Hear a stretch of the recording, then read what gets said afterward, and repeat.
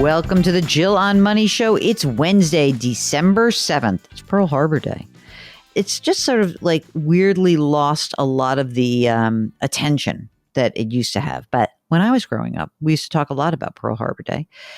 Go read up on that if you want to. That's a good idea for you for today, maybe right after the program. This is the show that notes historical facts, but also tries to take the mystery out of your financial life. We do that by encouraging you to go to our website. The website is conveniently called JillOnMoney.com. On that website, there is a button. It says Contact Us. When you click it, you can ask a question. And at the bottom of the form, what happens is there's a little box that pops up. Would you be willing to come on the show? If you say yes, Mark Telaris, you're the best executive producer in the world. He will do the rest. He'll wrangle you and we'll figure out how to get you on the air live with us. Today, we are joined by Scott, who's on the line from North Carolina. Hello, Scott. What brings you to us today? Hi, Jill. Hi, Mark. Well, after a very long tenure with my employer, I have decided to retire at the end of the year. And I'm fortunate to have a pension. And the interesting thing about the pension is it comes with a pretty large lump sum. And I really don't want to make a mistake. So I'm reaching out to you to get some advice on what to do with this. Okay. And hopefully you can give me a few tips to consider. Okay, that's great. So let's talk a little bit about you first, Scott. How old are you? I'm 60 years old. I am married. My wife is retired. She's 59. Mm-hmm. We have no children. Is she retired from a job that also gave her a pension? Yes, she has a relatively small pension, about $400 a month.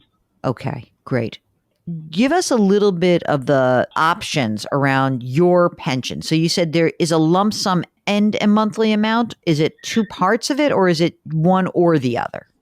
It's one or the other. The way that interest rates are this year, there will be a pretty large drop-off in the lump sum for 2023 and probably 2024. Uh-huh. So it kind of swayed me into taking the lump sum payment. There is an annuity option available, mm-hmm. But one of the things that we've been considering is to purchase an annuity on the kind of open market, if you will, through some very reputable companies. The amounts that are available through them are quite substantially higher than what the company was offering. Interesting. So did you already make the election for the lump sum? I have not. Okay. I'm waiting for the final paperwork, but it definitely seems like something it would be smart for me to do. How much is the lump sum amount? It's pretty large. It's somewhere in the vicinity of $1.6 million. Holy crap. That is huge. So you work for a private company. You're not working for a school system or anything, right? Right. Okay. Correct.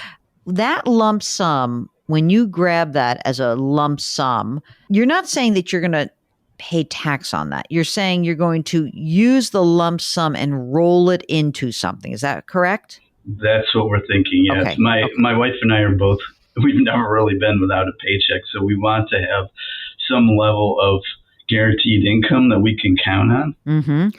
Let me ask you another question. How much income would you really like net to you guys? Well, we really like to have it cover kind of the majority of our fixed expenses that we deal with every month. We figured that our expenses are somewhere between $9,000 and $10,000 a month.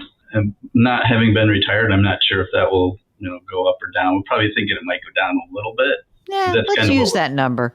Yeah. I think it's fair. 100, 120 grand a year you need. That seems reasonable. What was your salary?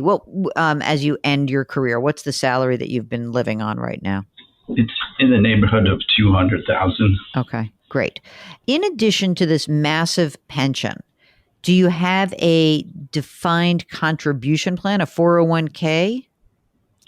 Yeah, we're pretty lucky. We've been pretty religious savers. I think we have somewhere in the neighborhood of $1.6 million in those accounts. 401ks, about 10% of that is in Roth. So you have the lump sum of 1.6, 401k of 1.6. What about non-retirement assets? What do you got floating around? I think it's around like 300,000. We have a credit unions that we work with that would probably about $150,000 there. Some additional monies in, I guess, what you'd call a kind of a brokerage account. That's about the other 150. I think we're in a good spot. I guess what we're really concerned about is getting to the point where we have Social Security at 67, and Not at just kind of, 67. You're going to be at 70, by the way. We're not claiming till 7. What will your Social Security at 70 be? I think it's around 4,000, something like that. For you or for between the two of you? That would probably just be me, and then my wife would. We were thinking that she could take her benefit at 62 or something like that, and then okay. I don't even want her to take anything. Tell me a little bit about what you have found on the market for annuities. If you were to choose, let's call it an immediate annuity, right? Let's say you put, I don't know if you're shopping this around to put all of the money in or some of the money in, but tell us a little bit about what you found in terms of the income that can be created. Yeah, we've been working with our friends at Fidelity, and they're very picky about who they select in terms of the insurance companies that provide those annuities. And right now, anywhere between $8,000 and $8,700 a month, if you were to take the full amount. Hold on a second. Let's think. If you take the full amount, you would be able to churn out $8,000 a month in income. That's correct. Okay. That $8,000 would be taxable, though. What would happen? And is that is that a joint and survivor? Yes, that's exactly right. We were looking at that along with kind of a refund provision for a period certain of about 10 to 15 years, so that basically, that 1.6 million would get paid to somebody if we weren't around. I would think about this. Can I just ask a question? Yeah, go on. $8,000 a month with the annuity. They've got $3.2 million. 3% of that is $8,000 a month. So, but he does want to turn on some income, I think is what I'm hearing.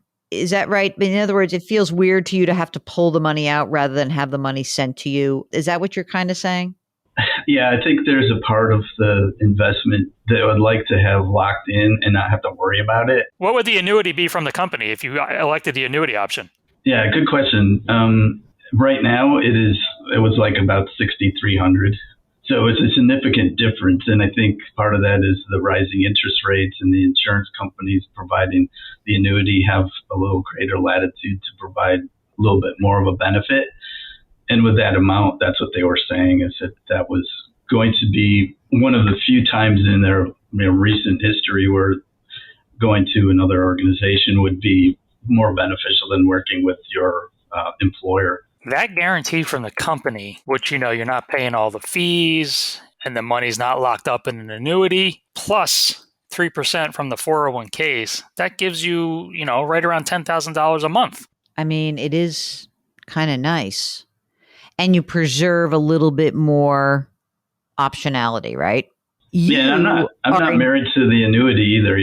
That's one of the reasons why I called it is what are the options here? I like the idea that you have the lump sum because you're right, because there's like this weird disparity, So what I would do is this. I just feel like this requires a lot of drilling down through these options and determining which one makes you feel most comfortable. Not just like what is the optimized for the best financial gain. It's optimized for financial gain and gives you peace of mind, right? So I think you guys need a fee-only advisor to really work with on this. Do you agree with that, Mark? I mean, because there's a lot of money here. There's no problems. Everything is good. There is not a problem to be had. Zero problem. If that's the case, then you know what? Let's make sure you don't make them. It's not going to be like a mistake, but let's pick an option that's really going to work best for you guys. And I think that if you have someone, again, I know time is sort of short, but if you have someone who can crunch some numbers for you in the next couple of weeks, I think I'd feel more comfortable about that if I'm in your situation. And then you have a better way to really look at these choices. Because as Mark said, there's a there's a couple of different ways to go. And part of this is also that like you've done such a great job in saving. It's like an embarrassment of riches. So we may not have to pick the most financially optimized solution. We do have to pick the best solution for you guys. So I think getting a fee-only advisor might make a lot of sense for you guys right now. I think there's a lot of advisors who would be happy to say, like, give me $5 or $10,000 and I will run through every single option, everything. Like, that's what you need. You need like someone you can pay a flat fee and feel like they're going to be working in your best interest. And so what I'm going to do is I think that we're going to give you a couple of names off the air, and we'll try to match you up with someone who is kind of gets you. And you'll know that pretty quickly. You'll feel like, oh, okay, this person gets me. That's great. How's that sound? Does that sound like a better way to, I mean, I know, again, time is short, but I really want to make sure we get this right with you. Oh, absolutely. I think that when everyone's listening to this, I mean, it's wonderful to hear your voices and hear your stories, but some of these decisions are they're like time intensive in terms of number crunching. And I think that having somebody who can look at this from lots of different angles might make a lot of sense for you guys. So that's what I'm going to suggest. So hang on, we'll get you some info. And if you are out there and you are listening and you're wondering, like, what do I do with this very major league decision in my life? We want to hear from you. Maybe we'll come up with a conclusion quickly, but maybe we'll say, you know what, this requires a headier analysis that we cannot do with you on the air. So if that's the case, just go to JillOnMoney.com, click the Contact Us button, let us know if you would come on the air, and we'll try to help you out, of course. And while you're on the website, sign up for the free weekly newsletter, and of course, pre-order the new book. It's called The Great Money Reset. Put your hands metaphorically on someone's back. Grit, growth, grace. Thanks for listening. We'll talk to you tomorrow.